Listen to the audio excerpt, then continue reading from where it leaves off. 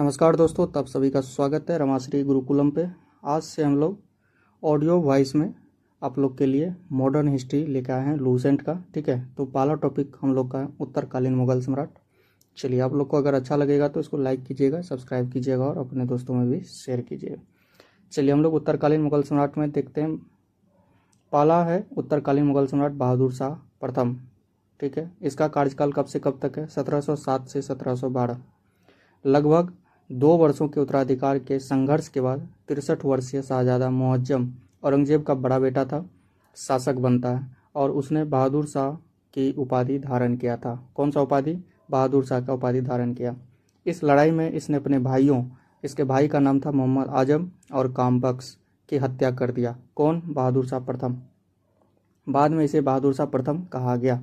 बाद में इसे क्या कहा गया? बहादुर शाह प्रथम। तो इसका कार्यकाल कब से कब तक है? 1707 से 1712। इसके भाई का क्या नाम था? मोहम्मद आजम और कामबख्श। बहादुर शाह प्रथम किसका बेटा था? तो आपको याद रखना, औरंगजेब का बड़ा बेटा था।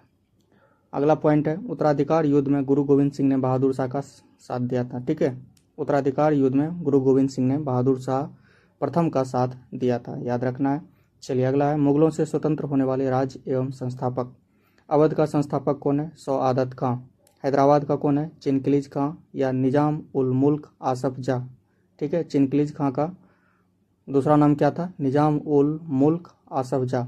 रुहेलखंड का कौन है संस्थापक? बीर दाऊद एवं अली मोहम्मद खां। बंगाल का कौन है संस्थापक? मुर्शिद कुली खां। कर्नाटक का कौन है? सादुतुल्ला खां। भरतपुर का कौन होगा? चूड़ामन एवं बदन सिंह। ठीक है, ये 6 मुगलों से स्वतंत्र होने वाले राज्य था और उसका संस्थापक हम लोग ने अभी पढ़ा। चलिए, नोट में पिंक बॉक्स वेरी इंपॉर्टेंट है, तो पिंक बॉक्स कभी भी नहीं छोड़ना है। ठीक है, लूसेंट का पिंक बॉक्स वेरी इंपॉर्टेंट है। चलिए, नोट में देखिए क्या है पिंक बॉक्स में। मुगल सम्राट मोहम्मद शाह ने सौआदत खां को बुरहान उल मुल्क की उपाधि दिया था। सौआदत खां को बुरहान उल मुल्क की उपाधि किसने दिया था? तो याद रखना, मुगल सम्राट मोहम्मद शाह। सौआदत खां का असली नाम मीर मोहम्मद अमीन था। खाकी खान ने बहादुर शाह को शाह बेखबर की उपाधि दिया था। याद रखना है, बहादुर शाह प्रथम को शाह बेखबर की उपाधि किसने दिया था? याद रखना है, खाकी खान। अगला शासक जो बनता है, याद रखना है, जहांदर शाह। 1712 से लेकर के 1713 ईस्वी तक। चलिए, इसके बारे में पढ़ते हैं। जुल्फिकार खान की मदद से जहांदर शाह शासक बनता है। किसके मदद से? तो याद रखना, जुल्फिकार खान के मदद से जहांदर शाह शासक बनता है। जुल्फिकार खान को प्रधानमंत्री बनाया जाता है। उसने साम्राज्य की वित्तीय स्थिति ठीक करने के लिए इजारा प्रथा की शुरुआत किया था। याद रखना है, जुल्फिकार खान ने साम्राज्य के वित्तीय स्थिति को ठीक करने के लिए किस प्रथा का शुरुआत किया था? याद रखना है, इजारा प्रथा। जहांदर शाह ने भी जजिया कर को समाप्त कर दिया था। चलिए, अगला देखिए क्या पॉइंट। जहांदर शाह अपने शासन में लाल कुमारी नाम की वेश्या को हस्तक्षेप करने का आदेश दे रखा था। मुगलकालीन इतिहास में सैयद बंधु हुसैन अली खां एवं अब्दुल्ला खां को शासक निर्माता के रूप में जाना जाता है। जहांदर शाह को लंपट मूर्ख भी कहा जाता था। जहांदर शाह को लंपट मूर्ख भी कहा जाता था, याद रखना है। चलिए, अगला सम्राट बनता है फर्रुखसियर। इसका कार्यकाल है 1713 से 1719 तक है। ठीक है, फर्रुखसियर का कार्यकाल 1713 से 1719। सैयद बंधुओं, ठीक है, अब्दुल्ला खां और हुसैन अली खां के मदद से फर्रुखसियर शासक बनता है। फर्रुखसियर को मुगल वंश का घृणित कायर कहा गया है। याद रखना है, घृणित कायर किसको कहा गया है? फर्रुखसियर को। लंपट मूर्ख किसको कहा गया है? जहांदर शाह को। चलिए, पिंक बॉक्स में दिया हुआ है, 1715 ईस्वी में एक शिष्टमंडल जॉन सुरमन के नेतृत्व में भारत आया। यह शिष्टमंडल फर्रुखसियर के दरबार में कब पहुंचा? 1717 ईस्वी में। 1715 ईस्वी में चला था और 1717 ईस्वी में फर्रुखसियर के दरबार में पहुंचा। उस समय फर्रुखसियर जानलेवा घाव से पीड़ित था। इस शिष्टमंडल में हैमिल्टन नामक डॉक्टर भी था। कौन सा डॉक्टर था? हैमिल्टन नाम का एक डॉक्टर भी था, जिन्होंने फर्रुखसियर का इलाज किया था। इससे खुश होकर इसने अंग्रेजों को भारत में कहीं भी व्यापार करने की अनुमति तथा अंग्रेजी सिक्कों को मान्यता प्रदान किया। फर्रुखसियर द्वारा जारी किए गए इस घोषणा को क्या कहा जाता है? ईस्ट इंडिया का मैग्ना कार्टा कहा जाता है। ठीक है, फर्रुखसियर के इस आदेश को क्या कहा जाता है? ईस्ट इंडिया का मैग्ना कार्टा। क्या आदेश दिया था? क्या आदेश दिया था? आपको याद रखना है कि कहीं भी व्यापार कर सकता है, भारत में कहीं भी व्यापार कर सकता है और अपना अंग्रेजी सिक्का को भी मान्यता दिया था। ठीक है, चलिए, इसलिए इस आदेश को ईस्ट इंडिया का मैग्ना कार्टा कहा जाता है। 1719 में सैयद बंधुओं ने पेशवा बालाजी विश्वनाथ की सहायता से फर्रुखसियर को गद्दी से उतार दिया और अंधा बना करके मार डाला।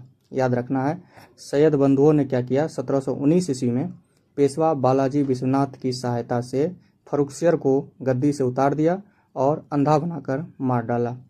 चलिए, अगला सम्राट जो बनता है, छोटा छोटा शासक कार्यकाल रहता है। याद रखना है, रफ़ी उद दरजात। ठीक है, रफ़ी उद दरजात का कार्यकाल क्या है, 28 फरवरी से लेकर के 6 जून 1719 तक।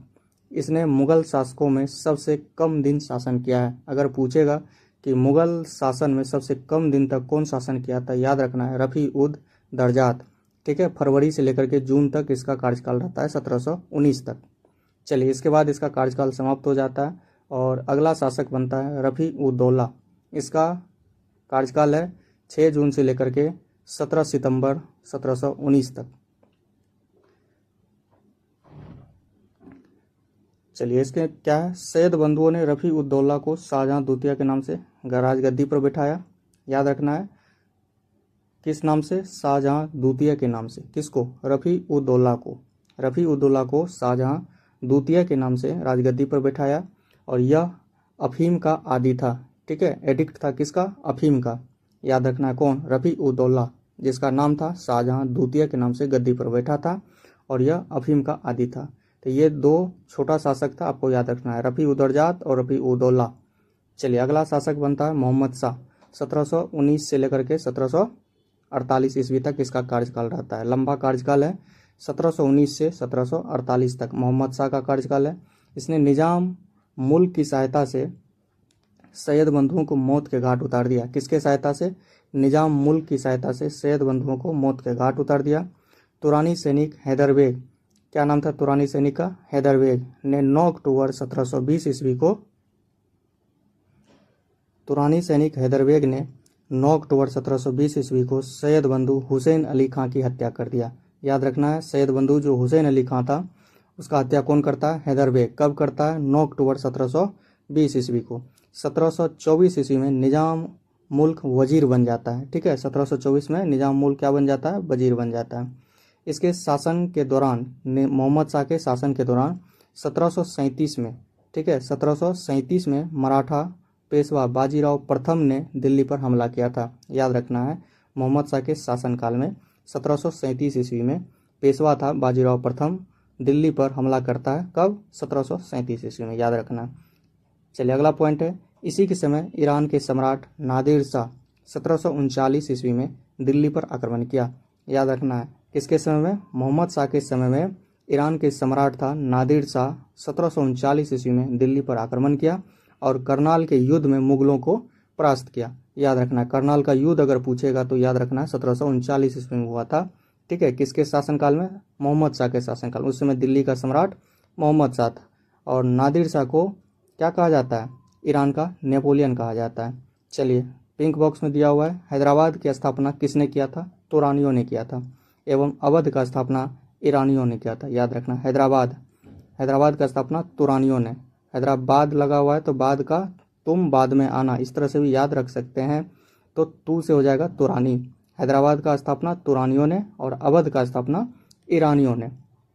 चलिए, अगला क्या है, ईरान के सम्राट नादिर शाह ने 1739 ईस्वी में दिल्ली पर आक्रमण किया और उस समय दिल्ली का शासक मोहम्मद शाह था। नादिर शाह को ईरान का नेपोलियन कहा जाता है। नादिर शाह लगभग 70 करोड़ रुपये की धनराशि और शाहजहां का बनवाया हुआ तख्ते ताउस, पीकॉक थ्रोन तथा कोहिनूर हीरा लेकर फारस वापस लौटा। तख्ते ताउस, मयूर सिंहासन पर बैठने वाला अंतिम मुगल शासक कौन था, मोहम्मद शाह। ठीक है, मयूर सिंहासन पर बैठने वाला अंतिम मुगल शासक कौन था, मोहम्मद शाह। सुंदर युवतियों के प्रति अत्यधिक रुझान के कारण मोहम्मद शाह को रंगीला बादशाह भी कहा जाता है। एक संगीतकार के रूप में मोहम्मद शाह ने अनेक ख्यालों की रचना किया था। मोहम्मद शाह के शासनकाल में ही हैदराबाद के चिनकिलीज खां ने निजाम उल मुल्क की उपाधि धारण की और 1725 ईस्वी में स्वतंत्र राज्य का स्थापना किया। याद रखना है, 1725 ईस्वी में स्वतंत्र राज्य का स्थापना, हैदराबाद का स्थापना किसने किया था, तो याद रखना निजाम उल मुल्क। ठीक है, चिनकिलीज खां ने कौन सा उपाधि धारण किया था, निजाम उल मुल्क की उपाधि धारण किया था और 1725 में हैदराबाद का स्थापना किया था 1725 में। अगला शासक बनता है अहमद शाह। इसका शासनकाल है 1748 से 1754। यह एक अयोग्य शासक था, योग्य नहीं था, ठीक है, यह एक अयोग्य शासक था। इसने राजकाल के सभी काम उद्यम बाई को सौंप दिया था, ठीक है, जो भी कामकाज था वो किसको सौंप दिया था, उद्यम बाई को, जिसे किबला ए आलम की उपाधि दिया गया था। कौन सा उपाधि, उद्यम बाई को, तो किबला ए आलम, किबला ए आलम की उपाधि किसको मिला था, उद्यम बाई को। चलिए अगला शासक बनता है आलमगीर द्वितीय।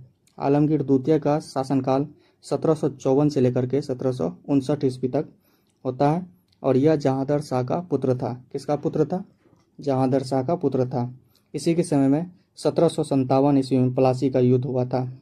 प्लासी के युद्ध के समय मुगल सम्राट कौन था, तो याद रखना है आलमगीर द्वितीय। क्या कार्यकाल था आलमगीर द्वितीय का, तो 1754 से लेकर के 59 तक। तो इस हिसाब से 1757 ईस्वी का प्लासी का जो युद्ध होगा तो उससे मुगल सम्राट आलमगीर द्वितीय हो जाएगा, ठीक है। किसका पुत्र था, जहांगीर शाह का पुत्र था आलमगीर द्वितीय। चलिए अगला पॉइंट देखते हैं। अगला शासक बनता है शाहजहां तृतीय। याद रखना है शाहजहां तृतीय। शाहजहां द्वितीय के नाम से कौन गद्दी पर बैठा था, तो याद रखना है रफ़ी उद दौला, ठीक है, रफ़ी उद दौला शाहजहां द्वितीय के नाम से गद्दी पर बैठा था। तो अभी हम लोग पढ़ रहे हैं शाहजहां तृतीय। इसका शासनकाल है 1759 से 60। इसे मुही उल मिलत के नाम से भी जाना जाता है, इसे मुही उल मिलत के नाम से भी जाना जाता है। मराठों के हस्तक्षेप से इसे गद्दी से उतार फेंका गया था। याद रखना है शाहजहां तृतीय को। अगला शासक बनता है शाह आलम द्वितीय। 1759 से 1806 ईस्वी तक इसका शासनकाल रहता है। 1759 से लेकर के 1806। याद रखना है शाह आलम द्वितीय। इसके शासनकाल में 2 निर्णायक युद्ध हुआ। पानीपत का तीसरा युद्ध 1761 ईस्वी में और बक्सर का युद्ध 1764 ईस्वी में। पानीपत के तीसरे युद्ध में अहमद शाह अब्दाली ने मराठों को परास्त कर दिया था।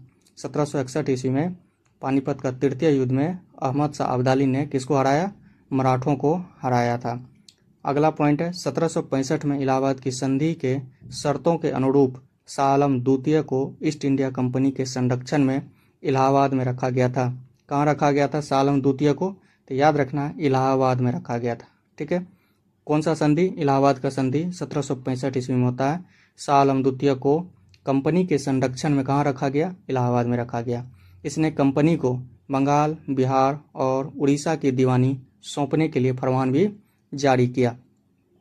अगला पॉइंट है 1772 में शाह आलम द्वितीय को मराठा दिल्ली ले आया, ठीक है। शाह आलम द्वितीय को मराठा दिल्ली ले आया कब, 1772 में, जहां वह 1803 ईस्वी तक रहा था। कब तक रहा, 1803 ईस्वी तक। 1803 में अंग्रेजों ने क्या किया, दिल्ली पर कब्जा कर लिया। पिंक बॉक्स में नोट में अहमद शाह अब्दाली का वास्तविक नाम क्या था, अहमद खां था। याद रखना है अहमद शाह अब्दाली का वास्तविक नाम अहमद खां। इसने 8 बार भारत पर आक्रमण किया, ठीक है। और से अहमद शाह अब्दाली और से 8 बार, इस तरह से भी आप लोग याद रख सकते हैं। अहमद शाह अब्दाली का वास्तविक नाम अहमद खां और इसने कितना बार भारत पर आक्रमण किया, 8 बार भारत पर आक्रमण किया। गुलाम कादिर खान ने 1806 ईस्वी में शाह आलम द्वितीय की हत्या कर दिया था। याद रखना है शाह आलम द्वितीय की हत्या किसने किया, गुलाम कादिर खां। कब किया, 1806 ईस्वी में, ठीक है। इस तरह से शाह आलम द्वितीय का शासनकाल समाप्त हो जाता है, खत्म हो जाता है। शाह आलम द्वितीय का एक बार रिवीजन कर लीजिए आप लोग। शाह आलम द्वितीय का कार्यकाल 1759 से 1806 ईस्वी में, ठीक है। 1806 ईस्वी में इसको मार दिया जाता है, किसके द्वारा, गुलाम कादिर खां के द्वारा 1806 ईस्वी में। बक्सर के युद्ध के समय कौन था, शाह आलम द्वितीय था। प्लासी के युद्ध के समय अगर पूछेगा तो आलमगीर द्वितीय, याद रखना आलमगीर द्वितीय। और बक्सर के युद्ध के समय शाह आलम द्वितीय। चलिए अगला है अकबर द्वितीय, ठीक है। अकबर द्वितीय सम्राट बनता है। इसका कार्यकाल 1806 से 1837 तक रहता है।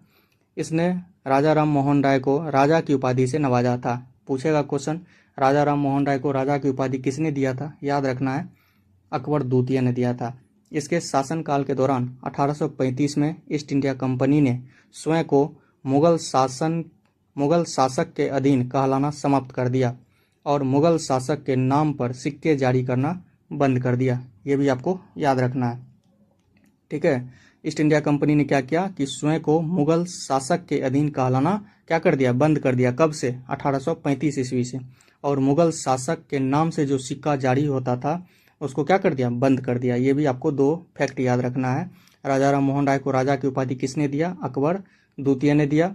और मुगल शासक के नाम पर सिक्के जारी करना बंद कर दिया। ठीक है, ये भी आपको याद रखना है। और 1835 ईस्वी से ईस्ट इंडिया कंपनी ने स्वयं को मुगल शासक के अधीन कहलाना समाप्त कर दिया। चलिए, अकबर द्वितीय में बस इतना ही याद रखना है। और इसका कार्यकाल है 1806 से 1837। अगला शासक बनता है बहादुर शाह द्वितीय। बहादुर शाह द्वितीय, इसका कार्यकाल है 1837 से 57 1837 से 1857 ईस्वी तक बहादुर शाह द्वितीय सम्राट रहता, मुगल सम्राट। बहादुर शाह द्वितीय को जफर के नाम से भी जाना जाता है। बहादुर शाह द्वितीय अंतिम मुगल सम्राट था। 1857 की क्रांति में भाग लेने के कारण अंग्रेजों द्वारा बहादुर शाह जफर को बंदी बना लिया गया एवं रंगून भेज दिया गया। कहाँ भेज दिया गया? रंगून भेज दिया गया। ठीक है, म्यांमार के रंगून भेज दिया गया। और वहाँ पे 1862 ईस्वी में बहादुर शाह द्वितीय का क्या हो जाता है, मृत्यु हो जाता है। याद रखना है 1862 में बहादुर शाह द्वितीय। लाल किला स्थित हीरा महल बहादुर शाह जफर ने बनवाया था। याद रखना है, लाल किला जो दिल्ली में है उसी में एक हीरा महल किसने बनाया था? तो याद रखना है, बहादुर शाह जफर ने बनाया था। मशहूर शायर मिर्जा गालिब बहादुर शाह जफर के ही समय दिल्ली में रहते थे। याद रखना है, कहाँ रहते थे? दिल्ली में रहते थे। हयात बख्श बाग लाल किला दिल्ली में स्थित है। याद रखना है, लाल किला दिल्ली में कौन सा बाग है?